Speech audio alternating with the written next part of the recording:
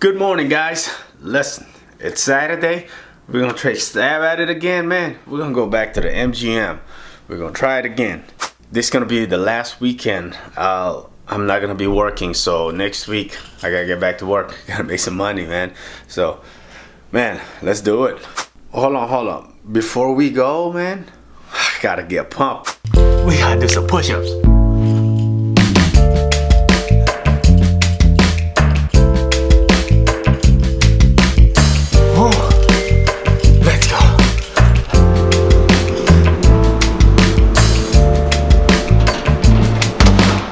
So you're probably wondering, what the hell are you doing in the laundry room?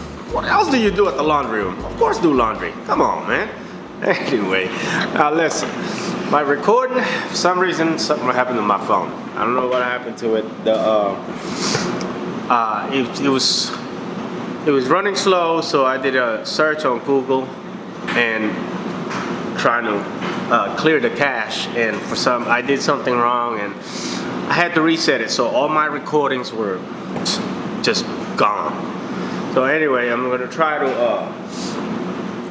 to recreate those hands. Good thing I have my notes, so I'm gonna recreate those hands and talk to you guys about the hand. So this particular hand, why am I? Another thing is, you're probably wondering, why the hell you all of a sudden want to talk about poker at the laundry room? You know what? I don't want to talk about the poker at the laundry room. So let's go. Anyway, so I got deuce 4 of diamonds, and I'm at the button. I had under the gun +1. He raised to $12. He's known to be tight player. So I'm thinking, okay, probably pocket. He usually raises around anywhere from 20 to 22. Even at the early position, he would raise like that. So he's a tight player. So I'm thinking he's probably at like pocket 10s. I'm gonna put him pocket 10s or pocket jacks. Okay, so just with my history with him, or what, ever since I sat down, that's what I kind of figure he's got, you know, somewhere around that area. And then the middle position calls $12, slightly loose player, and then the cutoff calls for $12. So I'm sitting at deuce 4 of diamonds on the button. What do you do? Well, of course I'm gonna call. So I call $12. There's like $39 on the pot for me to put $12 to win $39. You know what? I'm gonna do it. And then the flop comes. Deuce of spades, 4 of spades, jack of diamond. Damn. So, I'm over here thinking, okay, so if I'm putting the tight player on pocket jacks, I better just float him, right? But I got 2 pairs and there's 2 spades on the board. So, under the gun, the tight player bets $30. Now I'm like, okay, so there's that much on the pot. He don't bet like that, you know. Based on what I know of him, he don't bet like that. So he bet $30.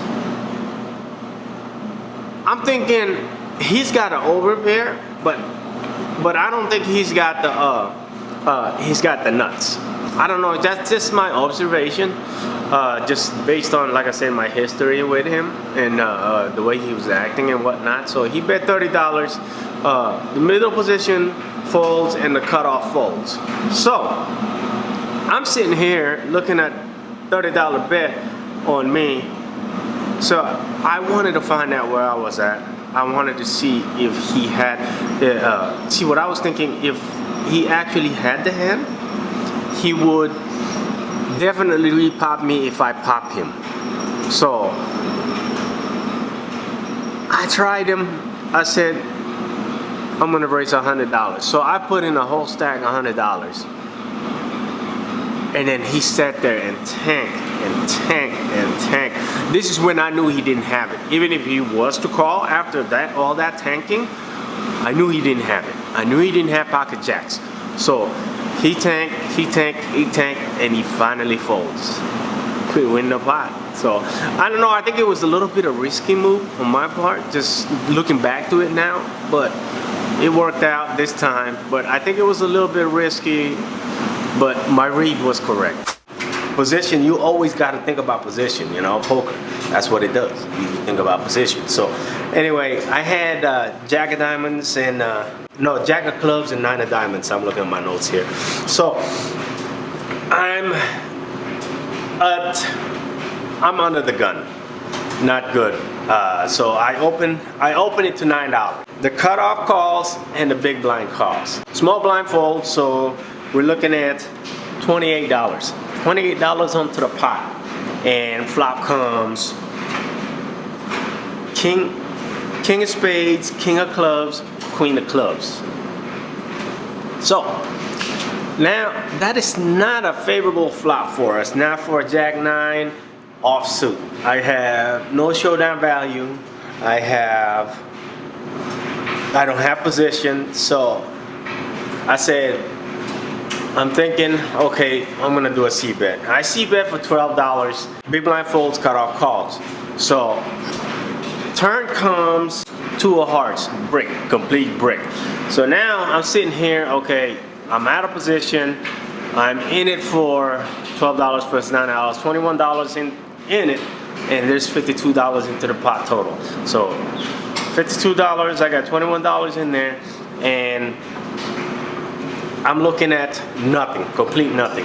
And I'm looking at a board that is so dry as far as what we got to hold. You know, I really, I raised pre-flop, so I guess I could represent that I have the king, but I could also be being trapped. So I wanted to take control of the pot.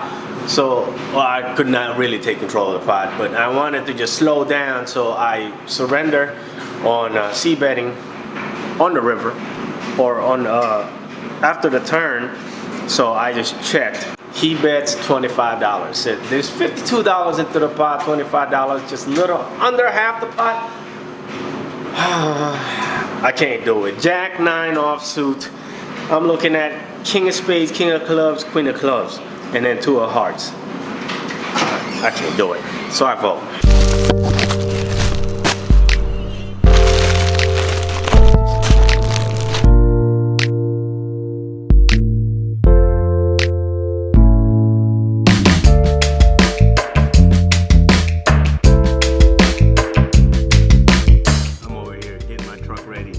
We're getting ready to load up some poker tables, blackjack tables, basically table games, taking them all the way up to New York. So anyway, the next hand is so I'm at the cutoff with pocket sixes. I got 4 limpers in front of me, and you have to raise. I'm thinking you gotta raise at this situation because you got 4 limpers and you got pocket pair at a good position. So what do? You gotta raise. So I raised to $17. The $17 raise is based on I usually raise $9, right? If I'm opening the bet, I'm betting $9, but since there's 4 limpers in front of me, I'm always adding $2. So I put $17 because there's 4 limpers in front of me. So I bet $17, small blind folds, big blind folds, and then everybody else behind folds. Perfect. So we win $1, 2, 3, $9 pocket sixes without seeing the flop. I like it.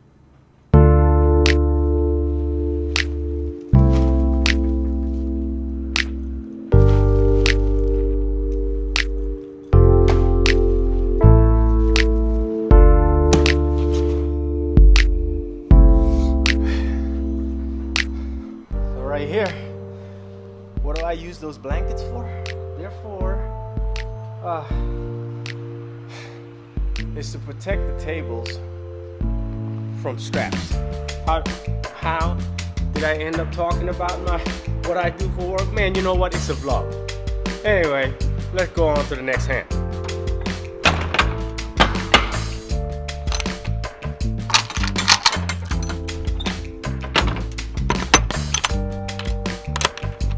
I have ace queen, I'm on the big blind. So I raise it up to $9. Somebody from the middle position calls, and then the button, which is known to be a tight player, he's sitting at about 600 or so behind him, and he 3-bets me to $35. This is when I got worried. So small blind folds, and then I thought about it, and I don't think folding